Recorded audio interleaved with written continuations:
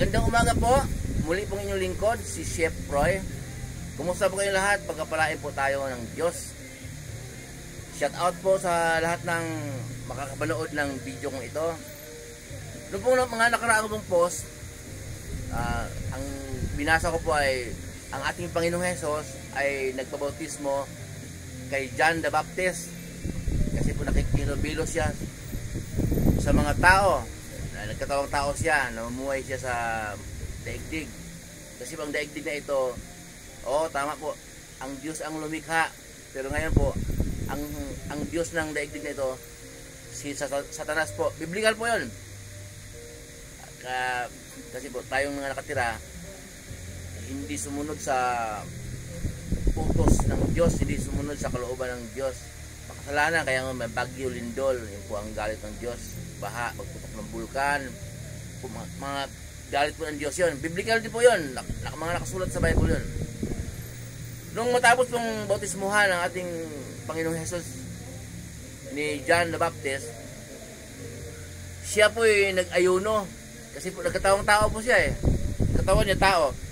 Pero sa loob ng katawang tao niya, ang espiritu niya, Diyos, anak ng Diyos. Talagang mula sa langit, bumaba dito para magkatawang tao. Para tubusin ang ating mga kasalanan. Kasi dugo po niya ang panghuhugas ng ating karumihan. Dugo po niya ang maglilinis sa ating kasalanan. Kaya po, kailangan siya magkatawang tao para may dugo. Namumuhay siya bilang tao. Kaya kailangan niyang magbautismo. Nag-ayuno din po siya bilang paghahanda sa darating na pagsubok. Okay? Pahirapan siya, di ba? Pahirapan po siya. Kaya nag-ayuno po siya. Apat na 40 days siya, 40 days at apat na pong araw, apat na pong gabi na hindi siya kumakain. Nag-ayuno. Nag-ayuno po siya. Dumating po sa ilang Satanas kung saan siya nag-ayuno. Upang tuksuin siya po. Ang sabi ni Satanas, kung talagang anak ka ng Diyos, gawin mo ang tinapay ang batong ito. Tinukso siya dahil gutom na siya. Pero sumagot po ating Panginoong Hesus, hindi lamang sa tinapay na bubuhay ang tao, kundi sa salita ng Diyos na nagmumula sa kanyang bibig. Ayan ang sagot ating Panginoong Hesus. Pagkatapos po, dinala ang ating Panginoong Hesus ng Diablo sa tuktok ng Jerusalem. Basahin po na inyong lingkod, babasahin ko po at pakinggan po ninyo sa Mateo 4:5 hanggang 7 po. Pakinggan po ninyo. Pagkatapos, dinala siya ng Diablo sa Jerusalem, ang banal na lungsod, at pinatayo sa tuktok ng templo. Sinabi nito sa kanya, kung ikaw ang anak ng Diyos, magpatihulog ka, sapagkat nasusulat sa kanyang mga anghel ikay itatagubilin, at sa kanilang mga kamay ikay alalayan, nang sa mga bato paamoy hindi masaktan. Ngunit sumagot si Jesus, nasusulat din naman, huwag mong susubukin ang Panginoon mong Diyos. Yun po ang sagot ating Panginoon Jesus. Paliwanag po yung lingkod. Kung ikaw po may pananampalataya, pagka pinayuhan ka ng anak mo, asawa mo, magulang mo na huwag kang magmotor dahil umulan, delikado, malakas ang ulan, madulas sa pasada. Okay, payo yan, halimbawa lang po yun. Huwag mong sabihin na iniingatan naman ako ng Diyos. Okay. Kung may gulo doon, may barilan, bibili ka ng tinapay, susugod ka dahil iniingatan ka ng Diyos. Sinubok mo ng Diyos noon. Okay, basta mag-ingat po tayo at iingatan po tayo ng Diyos. Okay po. Wag natin subukin ang Diyos. Yung iba naman dinadaan sa Uy, nakainom ka, huwag kang mag-drive. Iniingatan ako ng Diyos, may anghel de la guardia ako. Sinubok ko ng Diyos noon. Nainom ka, kung ano na sinasabi mo, mag-drive ka. Kaya po, ganun po, sabi ng ating Panginoon Jesus, huwag mong subukin ang Panginoon mong Diyos, nasusulat din naman. Tapos po, dito po sa tinukso ang ating Panginoong Jesus, tinukso ni Satanas. Ang Panginoong Jesus pala, hindi din pala nakakaligtas sa panunukso ni Satanas. Tayo pa kayang tao, nandyan yung tukso po, nagkalat. Kaya po nabanggit yung lingkod na ang Diyos ng daigdig na ito, biblical din po yun. Ngayon, si Satanas na. Kaya binulag tayo, mga nakatira sa daigdig, binulag ni Satanas na huwag sumunod sa nais ng Diyos. Ano ba nais ng Diyos?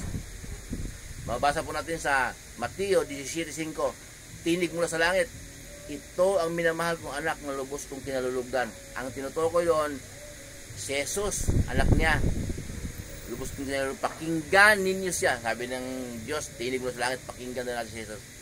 So, turo ni Jesus at pakinggan, turo ni Jesus. Mababasa po natin ang turo ni Jesus, Mateo, hanggang bago aklat ng pahayag, aklat ni Judas, lahat po yung mga turo ni Jesus. Nung umakyat sa langit, pinagpatuloy ng kanyang mga alagad mula gawa. Mga alagad niya yon, nagpatuloy. Utos din naman niya. Sabi ng ating Panginoong Jesus, kung paano ako isinugo ng aking ama, gayon din naman sinusugo ko kayo. Ayan, bago siya umakyat sa langit, sinugo niya. Kaya, dito po, sinabi ni Satanas, na kung talagang anak ka ng Diyos, magpatihulog ka, sapagkat nasusulat,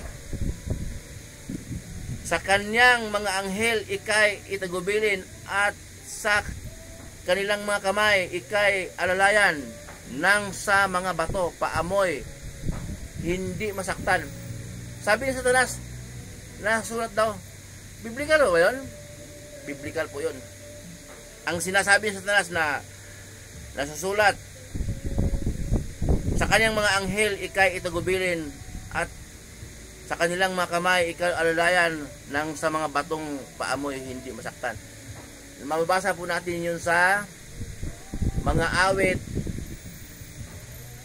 91:11 hanggang 12. So, nagsalita sa Satanas ng biblical.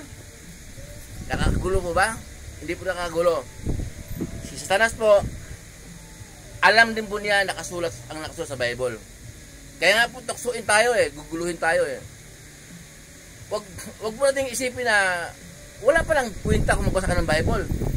Satanas nga, alam niya nakasulat mo sa Bible. Opo, alam ni Satanas. Kaya ito po, binasa niyo yung lingkod. Wag po kayong magugulumihan. Wag yun. Si Chef po may tuyo kung ano sinasabi. Palagi natin may tuyo ako, dahil may irita. Pero ang binasa ko po, nagsasalita ako ng verse. Pwede din buklatin. Pwede. Kung may Bible sa bahay, kung wala, manghiram. O kung residido kayo, bumili, may pera. Pero, biblical po yung sinasabi ko, hindi ko po sinasabi ko sa sarili ko lang. Kaya, Satanas din po pala, alam kung anong nakasulat sa Bible. Kaya, tayo din po kailangan natin alamin din para hindi po tayo maligaw. Kasi po, kung hindi tayo magbasa ng Bible, maniwala tayo sa mga turo na hindi naman turo ni Jesus. Ang turo ni Jesus mga ating gabay, ipamumuhay araw-araw. Kasi yun ang gusto ng Diyos Ama, makapangyarihan sa lahat. Tungkol po naman kay Satanas na alam din pala niya na nakasulat sa Bible yung mga yan. Alam din po, Satanas po depende. Malakas yun, Satanas. Pero may mga mahihina din naman, mga alagad niya. Mga alagad niya, yung mga nagpaparamdam dyan, mga kumakalampag dyan, mga alagad ni Satanas yun. Hindi po patay yun ha. Patay na muli na buha, muli nagmumulto. Hindi po. Wala pong multo. Ang ibig sabihin ng multo pala, alagad ng Satanas po yan. Yung patay, hindi na makakabalik. Biblical din. Pag patay na, yung kaluluwa niya, hindi na makakabalik. Di sana gumanti na yung mga krimen. Pinatay siya, hindi na solve ng pulis. Hindi na solve yung pumatay. Dahil sana gumanti na. Di ba ba? Sana gumanti na. Kutsilyo, malalaglag para tumusok doon sa pumatay sa kanya. Ganun po. Wala pong yung kung mga sinasabi multo, hindi ko pala kaluluwa yon na mga taong namatay na, kundi alagad ni Satanas ang ibig sabihin ng nagmumulto. Alagad po ni Satanas yun. Yun po, may mga mahihina din doon. Takot siya sa salita ng Diyos. Takot siya sa mga ibanghilyo na nababasa din sa Bible. Mga mangkukulam, mga salabangkero, yun po, alagad ni Satanas yun. Nakalagay din sa Biblia yun. Pero Satanas po, alam niya lahat ng nakasulat sa Bible. Ay po, binasa niya yung lingkod.